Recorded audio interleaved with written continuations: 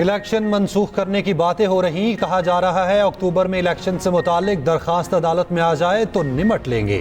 वजीर दिफा ख्वाजा आसिफ कहते हैं इलेक्शन के नतीजे में हमें जो जगह मिली उसके लिए एक एक इंच का दिफा करेंगे। मुल्क में गैर यकीनी माहौल है, हमारे पास जो दवा मौजूद है इस्तेमाल की जाएगी।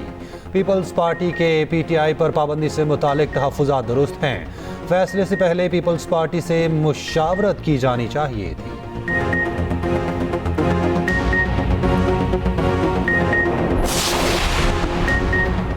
सदर मुस्लिम लीग नून के नवाज शरीफ का इत्तेहादियों से राब्तों का फैसला। अब पीट पार्टी सलाह के मुताबिक नवाज शरीफ इत्तेहादियों से मखसूस नशिस्तों के फैसले पर मुशावरत करेंगे। सुप्रीम कोर्ट के फैसले के बाद की सियासी सूरत हाल का असर नौ जायजा लिया जाएगा। नवाज शरीफ मौलाना फजल रहमान से भी मुशावरत करेंगे।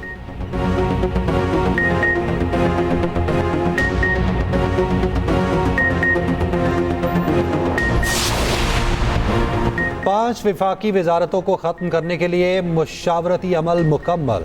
वजारत सेहत, IT, टेलीकॉम, सनत व पैदावार, उमूर कश्मीर शामिल वजारतों के मुलाजमीन को बड़े पैकेज के साथ गोल्डन हैंडशेक देने की तजवीज़। ज़राए के मुताबिक IMF की मंजूरी के बाद गोल्डन शेक हैंड स्कीम दी जाएगी। 5वीं वजारतों के मुलाजमीन के मुस्तकबिल का फैसला 30 जुलाई से कबल कर लिया जाएगा। उधर वज़ीर आज़म ने मुश्तरका मफादात काउंसिल का इजलास पीर को तलब कर लिया। सूबों से मुताल्लिक माली मामलात इजलास के एजेंडे पर मौजूद। सरमायादार तबके के 49 लाख अफराद को टैक्स नेट पे लाया जाए। वज़ीर आज़म की FBR को हिदायत। शहबाज शरीफ की ज़ेर सदारत अहम इजलास। इनलैंड रेवेन्यू और कस्टम्स में इस्लाहात के हवाले से ब्रीफिंग। शहबाज शरीफ ने कहा 4 माह में टैक्स रिफंड में 800 अरब रुपए का फ्रॉड पकड़ा गया। टैक्स रिफंड का निज़ाम मज़ीद बेहतर बनाएंगे। FBR में इस्लाहात से महसूलात में इजाफा मुमकिन है। FBR के कई मनसूबों में गैर ज़रूरी ताख़ीर इंतहाई अफसोसनाक है।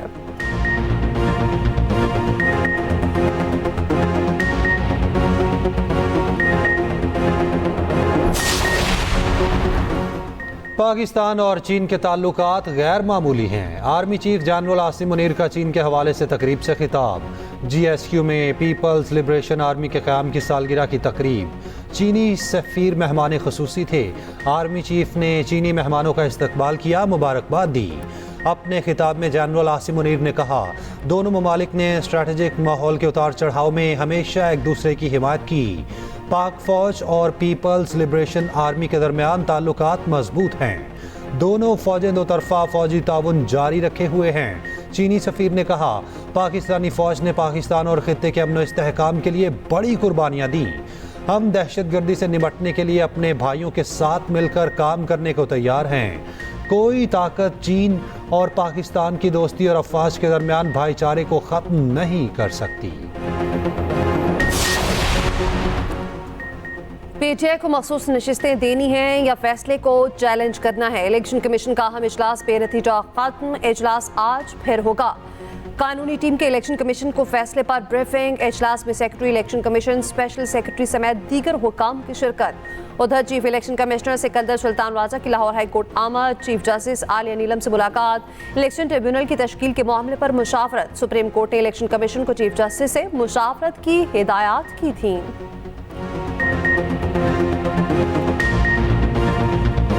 कोर्ट में जो इडहाक जजेस को लगाया जा रहा है, हम समझते हैं कि ये बदनीयती पे मुनहसर है। ये फैसला सुप्रीम कोर्ट का है।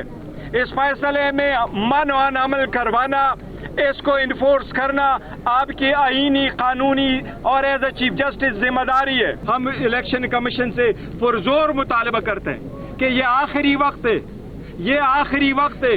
सुप्रीम कोर्ट ने बोला है, ये अवाम की आवाज है, आपने फौरन हमारा नोटिफिकेशन इशू करना है। एडहॉक जजेस की तैनाती मुस्तरद। PTI का सुप्रीम जुडिशल काउंसिल जाने का ऐलान। चेयरमैन PTI बैरिस्टर गौहर का कहना है सुप्रीम कोर्ट में एडहॉक जजेस की तैनाती बदनीयती पर मबनी है। इक़दाम का मकसद अपने हम ख्याल जजेस को लगाना है। जजेस इस मामले को मुतनाज़ ना बनाएं। 4 जजेस को एक साथ दौरान तातीलात लाया जा रहा। अपोजिशन लीडर उमर अयूब ने कहा हमारे अरकान असम्बली को झूठे मुकदमात में उठाया जा रहा। हमारी हुबुल वतनी पर कोई उंगली नहीं उठा सकता। चीफ जस्टिस से गुजारिश है एडहॉक जजेस हमारे केसेस ना सुने। PTI पर कोई पाबंदी नहीं लगाई जा सकती। शिबली फराज बोले, आइन और कानून को जूते की नोक पर रखा जा रहा। असद कैसर ने कहा, पाकिस्तान को सरजमीने बे आइन बना दिया गया।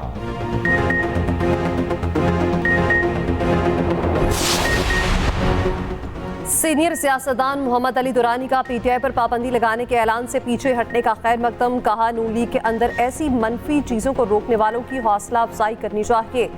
पीपल्स पार्टी पाबंदी के फैसले में हिस्सेदार बनी तो एक और दाग अपने ऊपर लगवाएगी।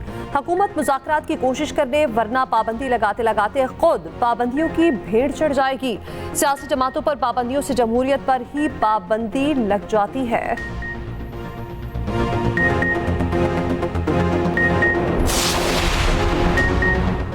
केपी के सरकारी मुलाजिमीन की तनख्वाहों में विफाक की तर्ज पर इजाफे का फैसला। वज़ीर आला केपी अली अमीन गंडापुर ने हिदायत जारी कर दी।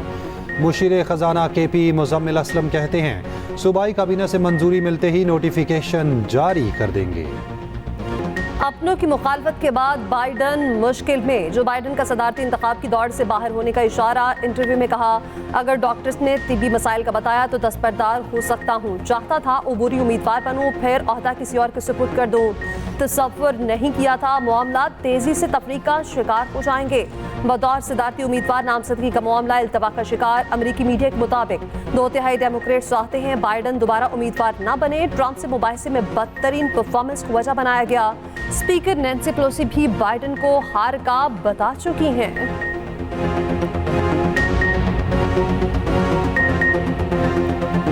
ट्रंप पर हमले से 20 मिनट पहले सीक्रेट सर्विस को खतरे का इल्म था। साबिक सदर को फिर भी ना रोका, स्टेज पर जाने दिया गया। अमरीकी अराकीन ने कांग्रेस को ब्रीफिंग। अमरीकी सेनेटर मार्शा ब्लैक का डायरेक्टर सीक्रेट सर्विस से मुस्ताफी होने का मुतालबा। हमले रोकने में नाकामी पर डायरेक्टर सीक्रेट सर्विस 22 जुलाई को हाउस कमेटी के सामने पेश होंगी। हमले से मुतालिक तहकीकात में पेशरफ्त। हुकाम के मुताबिक मुकामी पुलिस ने ट्रंप के गनमैन पर गोली चलाई। मकसद उन्हें अलर्ट करना था। हमलावर की गाड़ी से बरामद बॉम्ब में रिमोट कंट्रोल सिस्टम इस्तेमाल किया गया। मुल्क में सालाना 40 अरब रुपए की गैस चोरी का इंकशाफ। कॉपी सप्लाई की कायमा कमेटी बराए पेट्रोलियम में तफसीलात पेश। डीजी गैस ने बताया, गैस सेक्टर का गर्दिशी कर्ज 2000 अरब रुपए है। LNG बेचना हमारे लिए मसला बन रहा। पावर सेक्टर पूरी LNG उठाए या उसका कोई हल ढूंढना होगा। सेक्रेटरी पेट्रोलियम ने कहा, एक मरतबा हुकूमत रूस से खाम तेल का टेस्ट कार्गो लाई। रूसी खाम तेल पर $60 फी बैरल का कैप लगा हुआ है।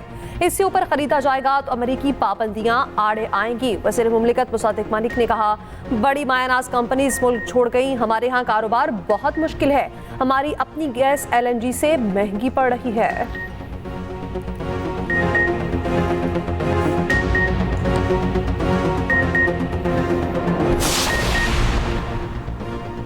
कराची की गर्मी जिंदगियां निगलने लगी। 24 घंटे के दौरान 33 लाशें मिली।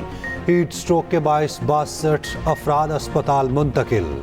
कराची में जुलाई की गर्म तरीन रात का एक और रिकॉर्ड टूट गया। हीट वेव के बायस कराची बार की भी सेशन जजेस से दरखास्त। काला कोट पहनने से इस्तिस्ना मांग लिया। शदीद गर्मी में बिजली की लोड शेडिंग भी जारी। शहरी बिलबिला उठे। आबादी बढ़ने की शरह दुनिया में सबसे ज्यादा। 2050 तक आबादी दुगनी होने का खदशा। कमवारों की शरह 29.75%। इदारा शुमारियात की रिपोर्ट के मुताबिक शादीशुदा अफराद की शरह 65% से ज्यादा। तलाक याफ्ता अफराद की शरह 0.35%। 79% अफराद 40 साल से कम उम्र। 40% से ज्यादा आबादी 15 साल से कम उम्र बच्चों की है।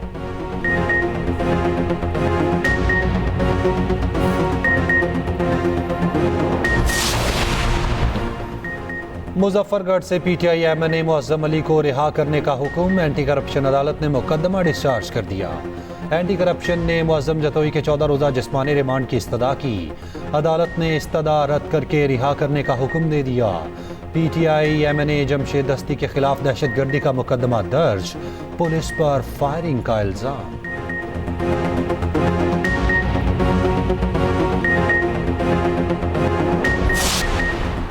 बांग्लादेश में कोटा सिस्टम के खिलाफ जारी एहतजाज ना रुका। पुलिस और मुजाहिरीन में झड़पें जारी। मजीद 6 मुजाहिरीन हलाक। हलाकतों की तादाद 32 हो गई। हुकूमत का मुजाहिरीन से मुज़ाकरात का ऐलान।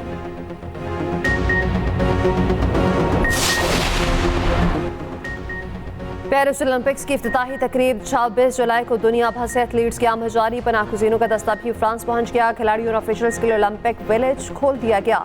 ओलंपिक्स में इसराइल की शिरकत के खिलाफ फ्रांस में एहतजाज जोर पकड़ गया।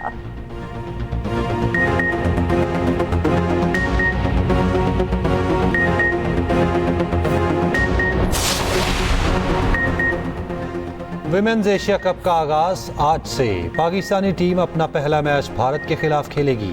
टीमों का हल्ला गुल्ला, डांस की वीडियो वायरल।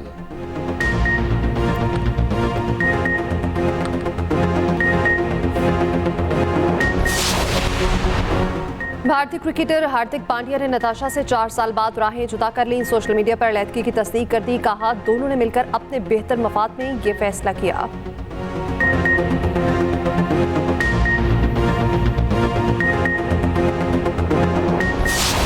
और करिश्मा, शर्मिला, नाज़ली के चर्चे। खूबसूरती और नखरों में एक से बढ़कर एक।